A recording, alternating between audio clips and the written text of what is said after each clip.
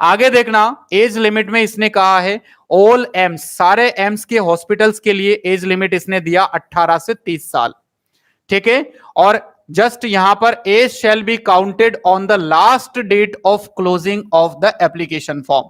अगर फॉर्म की last date तक आपकी एज 18 से 30 के बिटवीन है दोस्तों, तो ही आप इस फॉर्म को फिल करें, अन्यथा ना करें, अपने पैसे भी ना बिगाड़ें।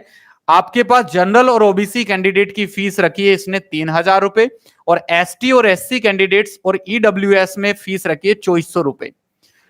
Person with the disability, disability वाले लोगों के लिए क्या करा इसने, the candidate can pay the prescribed application fees through the debit card और क्रेडिट कार्ड और नेट बैंकिंग ट्रांजेक्शन और processing fees if any applicable will be payable to the bank by the candidate.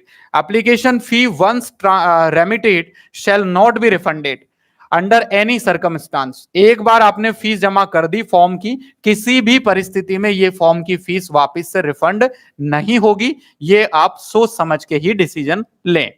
Application fees of ST SC candidate who appear in the exam will be refunded after the declaration of result in the due of course of time।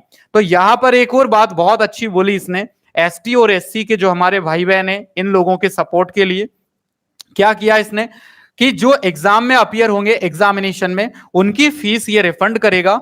कब? जब result का declaration हो जाएगा, तो उस course of time में, duration में ये उनकी फीस को वापस रिफंड कर देगा।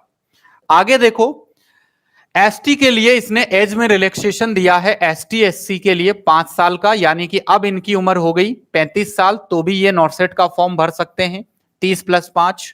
ओबीसी के कैंडिडेट्स को 3 साल का रिलैक्सेशन दिया है, यदि आप ओबीसी में हैं और आपकी एज 33 साल तक भी है, 33 तक भी, तो आप फॉर्म भर सकते हो। आप पीडब्ल्यूडी फिजिकल हैंडीकेप वाले कैटेगरी से हैं तो 10 साल का एज रिलैक्सेशन दिया है, subject to the candidate that examination age of application और the crucial date not be exceeding 56 year.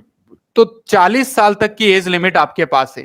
अब पीडब्ल्यूडी प्लस ओबीसी कैटेगरी में 13 साल का रिलैक्सेशन मिला, और पीडब्ल्यूडी एसटी कैटेगरी में 15 साल का रिलैक्सेशन दिया। यानी आप पीडब्ल्यूडी कैटेगरी से हैं और आप एसटी एससी से हैं, तो आप 45 साल तक भी फॉर्म फिल कर सकते हो। यदि आप पीडब्ल्यूडी जनरल कैटेगरी से हैं तो 40 साल तक आप फॉर्म भर सकते हो, और यदि अगर आप पीडब्ल्यूडी ओबीसी से हैं तो आप 43 ईयर तक आप फॉर्म फिल कर सकते हो। एक्स सर्विसमैन, इस तरह के commissioner officer including eco SSO, इनको 5 साल का एज रिलैक्सेशन दिया हुआ है। नेक्स्ट देखिए,